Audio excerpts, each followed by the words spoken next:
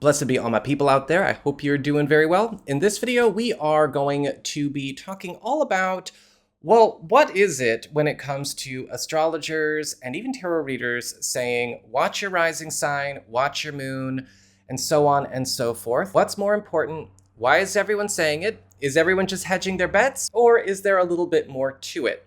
And for those of you curious, this can actually help you to maybe figure out a little bit more about what's going on with your own chart, how to find your rising sign, but why watching your rising sign is just the beginning of understanding a little bit more about how astrology and all of that tends to show up when it comes to our personal work. For those of you curious about me, my name is Nico, son of Celine, and I have been studying tarot and astrology long before it was socially acceptable. We'll just put it that way. And I am an old school tarot reader and old school astrologer. So I tend to come at this from the perspective of kind of the nerds and the scholars and the smarty pants, the geeks and the weirdos that were studying this behind closed doors in the dark when it wasn't socially acceptable and when it was considered more scary. That being said, if you did ever want to get a personal reading with me, head on over to my website, integrativemysticism.com. Try me on for size with a $25 15-minute video report. You don't even have to show up for it. Just fill out the form and I'll record the reading for you and send it off to you. Astrology or tarot or both, whatever your preference is. So let's talk a little bit about the rising sign stuff. Why is it that anyone says, look at your rising sign? When we're looking at astrology, again, we are looking at measuring systems, and there's all kinds of different measuring systems out there. There's the tropical Placidus, there's sidereal, there is whole sign, there's the Koch system. There's all kinds of different systems out there. It's really more like a mixed martial art, not a religion. And so really the skill and the ability to make those systems work really depends on the astrologer and their ability to interpret and also their ability to articulate and communicate and just kind of how tuned in they really are. I work with the Western Tropical Placidus system of astrology, which puts heavy emphasis on the rising sign for context and for accuracy. And most astrologers out there, especially in the Western world, are working with the Western Tropical Placidus system or some variant of it. Now, does that mean your sun sign horoscope is never accurate or will never be accurate? No, it just means that the priority and how those circumstances arise may rise and diminish with whatever could be going on at a certain stage of life. In fact, the sun is very, very relevant before the first Saturn return. So for those of you, again, 29, 30 and younger, the sun is still very relevant to you. The moon is very relevant after the ages of 56, 57, 58, the second Saturn return. So it's not saying these things are not, but they rise and fall in terms of their priority, but the rising sign is the most consistent. The reason general horoscopes and general forecasts want you to look at your rising sign is because, of course, when thousands of people are watching, there's no way to know when everyone's born and give a personal reading. We don't know where your planets are. We don't know how the math of your chart layout is set up when it comes to, houses and cusps and things like that. And so getting closer to the rising sign can help us understand or maybe get a little bit closer to what could be going on with a particular person's chart. To show you what I'm talking about, we're going to have a little bit of a visual help here. So here is an example with my astrology chart. And I'm actually using this chart from a free chart generator at astrotheme.com. No, I'm not getting sponsored for this. I'm just promoting them, I guess, out of the goodness of my heart. But I wanted to use a free chart generator so that if you decided you wanted to go and find your rising sign or see something like that, you could just copy the link down below and go put in your information and find something out for yourself, whether you're following along or doing it after this video. So here is my astrology chart. Sun in Virgo, Libra rising, moon in Leo. And so for myself, how do I know I'm a Libra rising? And so for myself, how do I know I'm a Libra rising? Well, I'm going to look at my ascendant.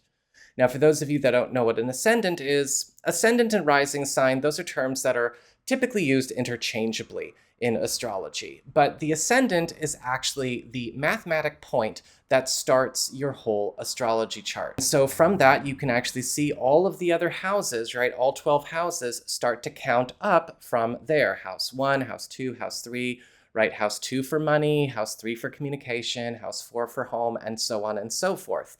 And it goes all the way around the chart. So what we look at here is we want to find that ascendant. That's the most important thing, because everyone's going to have different sizes and shapes when it comes to how their houses are and, how much is in what sign. Things can actually very much change from person to person. But if you're looking at your rising sign, we are getting a little bit closer to what is happening with your astrology chart as it may be. Now, if you look at my astrology chart, though, we've got a unique situation going on.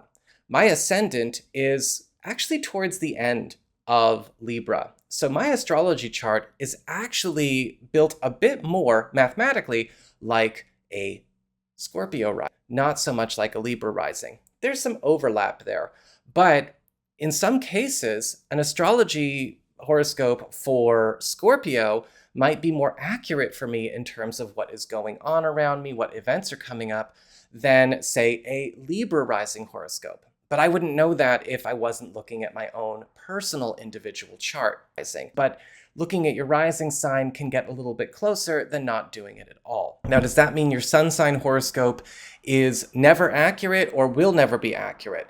No, it just means that the priority and how those circumstances arise may rise and diminish with whatever could be going on at a certain stage of life. But the rising sign is the most consistent. So what about tarot? How does tarot apply to the sun, moon, and rising? Because they do actually attune very much if you are doing a specific kind of reading. I'm very old school, so I'm going to come at you from an old school perspective and in the context of an old school practice. So tarot is always going to be more attuned to the sun. So that is what's going to have to get priority when you are watching any kind of old school kind of tarot forecast like what I do. When a person is actually making predictions and talking about what is coming up and circumstance. So when we are talking about, say, okay, do I watch my sun sign or my rising sign? Sun for tarot priority, rising for astrology priority. Now, do the rising sign and the moon sign matter in tarot? Yes, they do, but in different degrees. The rising sign always gives us a little bit more context as to what is going on with the sun sign. Look at it, and I used to say this in the intros of my video all the time, and then, people started complaining because it was taking me too long to explain, and so, pick your battles. But the rising sign is always going to give you more context as to how the sun sign is going to show up. Say, for instance, you're a Pisces with a Gemini rising, okay? And so with a Pisces with a Gemini rising, say a Pisces has, the Page of Pentacles show up as in their financial sector, right? So that's about new beginnings with money, maybe a gift, some kind of offer, something coming up there. And so, yay, that's good news. Well, if that Pisces sun looked at his Gemini rising and saw that the Gemini rising had then the Two of Cups, then we could see, oh, okay, so this is going to be some kind of offer, opportunity, or gift coming about through some kind of collaboration, connection, or partnership, whether it's a new one or maybe it's something getting handed off by an existing one, whatever the case is going on there. But that's how the rising sign can be very helpful, because it kind of gives you two sides of the coin at the same time. And the moon will tell you the B plot, right? The less prominent side story that's also playing out throughout the course of the week. So that is kind of like more of a TV show kind of situation, right? When we think of a sitcom, there's always the main plot of an episode or the main plot of a week. And then there's always some kind of extra thing going on the side that another character or whatever is doing. That's kind of how the moon sign can work with tarot. So this is how you can actually enrich your readings a bit more, even the free general stuff. But there's only so personal it can get. But I figured I'd let you know. So that is basically all of that in the smallest nutshell I could fit it in. And so if you have any questions about that, or there's anything you'd like me to touch on a little bit more, leave a comment in the down bar below, and I would love to come back and make you another video. In the meantime, if you ever do want to get a personal reading with me, so we can get personal, head on over to my website. It's integrativemysticism.com.